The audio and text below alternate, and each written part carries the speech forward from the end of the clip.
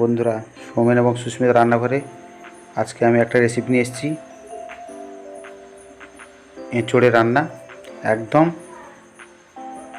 কম তেলে ঘরোয়া পদ্ধতিতে রান্না করে দেখাবো। আমি পরে আবার একটা রেসিপি নিয়ে আসবো অনুষ্ঠান বাড়ির মতো রান্না করে কিভাবে করা যায়। এটা একদম স্বাস্থ্যকর, একদম হালকা রান্না। দেখুন বন্ধুরা, আমাদের পুরো গাছে একদম হয়েছিল। আমি এঁচোড় কাটাটা আপনাদের দেখাচ্ছি। দেখুন, হাতে আগে সরষের তেল মেখে নিয়েছি ভালো করে, বটিতেও দিয়ে দিচ্ছি যাতে আটাটা না ধরে। এবার ছোট ছোট করে দেখুন বন্ধুরা কীভাবে কাটছি আমি।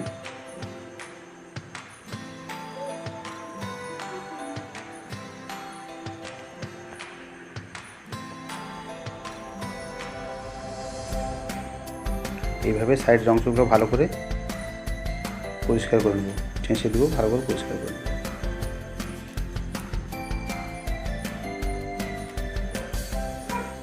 মাঝখানে এবং শক্ত অংশটা বের করে দেবো।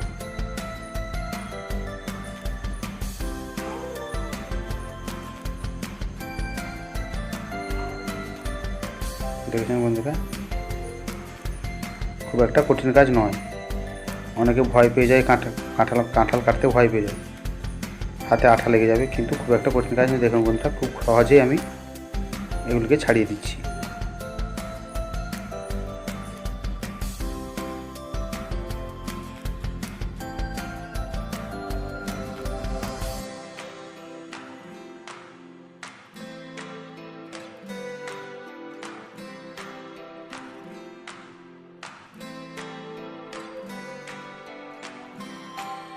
কাটা শেষ হয়ে গেছে বন্ধুরা।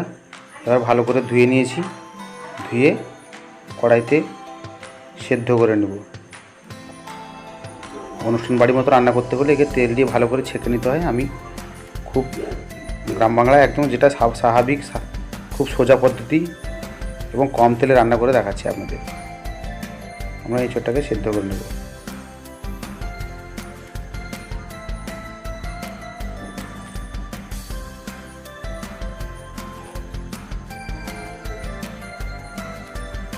জল ফুটে উঠেছে,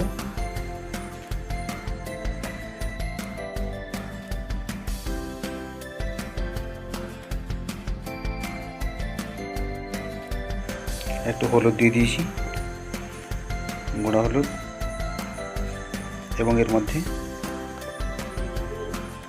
ভালো করে মিশিয়ে দেব।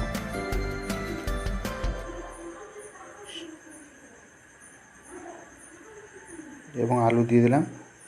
আলুটা প্রথম থেকে দিলে আলুটা বেশি সিদ্ধ হয়ে যেত, তা একটু পরে আলুটা দিলাম।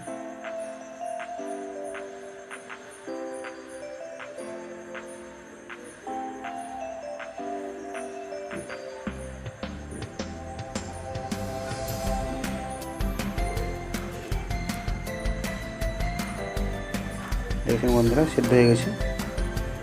এবং কড়াইতে সামান্য কয়েকটা গোটা জিরা ভেজে নেব,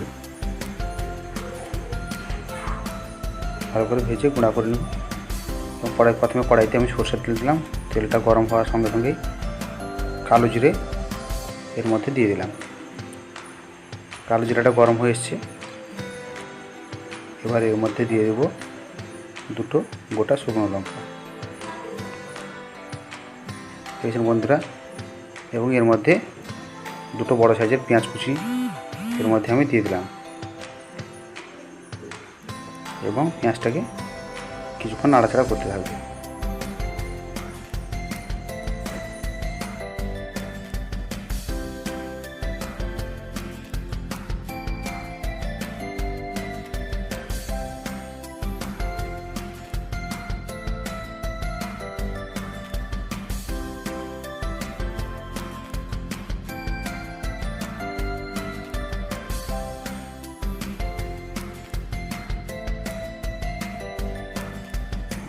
দেখেছেন বন্ধুরা, পেঁয়াজটা আমার বাদামি কালার হয়ে গেছে এবং ভাজা ভাজা হয়ে গেছে। এর মধ্যে দিয়ে দিব রসুন বাটা। দুটো বড় সাইজের রসুন নিয়েছিলাম, তার মধ্যে সামান্য রেখে দিয়েছি, বাকিটা ছাড়িয়ে এর মধ্যে ভালো করে বেটে এর মধ্যে দিয়ে দিলাম। আপনারা রসুন কুচো করেও দিতে পারেন এবং আদা বাটা, সামান্য পরিমাণে আদা বাটা এর মধ্যে ভালো করে মিক্সড করে দিব এবং ভালো করে নাড়তে থাকবো যতক্ষণ না মশলাটা ভাজা হয় এবং মশলা থেকে তেলটা না ছাড়ে। এবং এর মধ্যে দুটো কাঁচা লঙ্কা অ্যাড করেছি। কাঁচা লঙ্কা দিলে তার ফ্লেভারটা খুব ভালো হয়। মশলা ফুটে উঠেছে। এর মধ্যে একটা বড় সাইজের টমেটো আমি বড় বড় সাইজ করে কেটে রেখেছিলাম, এর মধ্যে আমি মিশিয়ে দিলাম এবং সবগুলি মশলা একসঙ্গে উপকরণগুলি আমার নাড়তে থাকবে।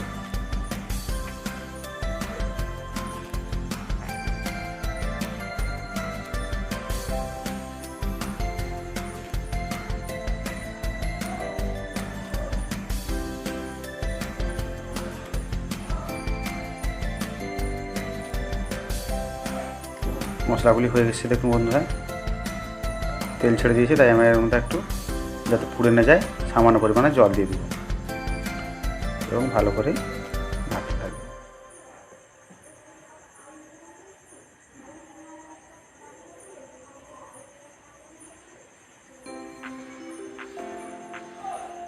এবং গুঁড়ো হলুদ এর মধ্যে সামান্য পরিমাণে গুঁড়ো হলুদ দিব পরিমাণ মতো।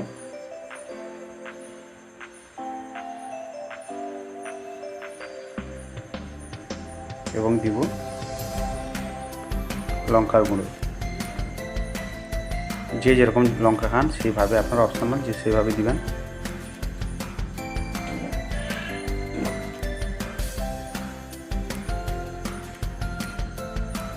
এবং মশলাগুলিকে ভালো করে নাড়িয়ে দেবো, একসঙ্গে মাখিয়ে নেব। একদম সম্পূর্ণ ঘরোয়া পদ্ধতিতে। দেখুন বন্ধুরা মশলা থেকে তেলটি ছেড়ে দিয়েছি। এর মধ্যে দিয়ে দেবো আগে থেকে সেদ্ধ করা এঁচড় এবং আলুগুলো এবং ভালো করে মাখিয়ে নেব।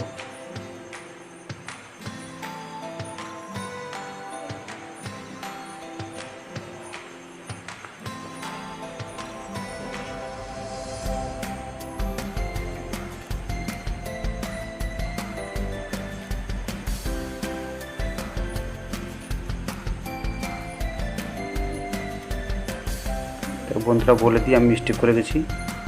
সেদ্ধর সময় কিছুটা লবণ দিয়েছিলাম, তাই আমার লবণ হয়ে আছে। আর পরিমাণ মতো আপনারা যে যেরকম লবণ খান সেইভাবে আপনারা দেখে দিবেন। আমি যেহেতু সেদ্ধর সময় দিয়েছিলাম, ওটা আমি বলতে ভুলে গেছি আপনার সামনে। এবার মশলাগুলিকে ভালো করে মাখিয়ে নেব।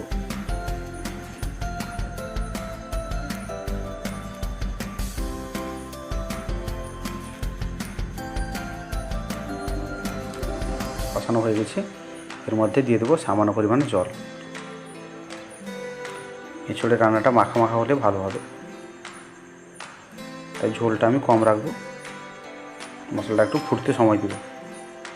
আর একটু নুন লবণ লাগবে, তাই আমি আর সামান্য পরিমাণে উপর থেকে ছড়িয়ে দিলাম। মশলা ফুটে উঠেছে, দেখুন বন্ধুরা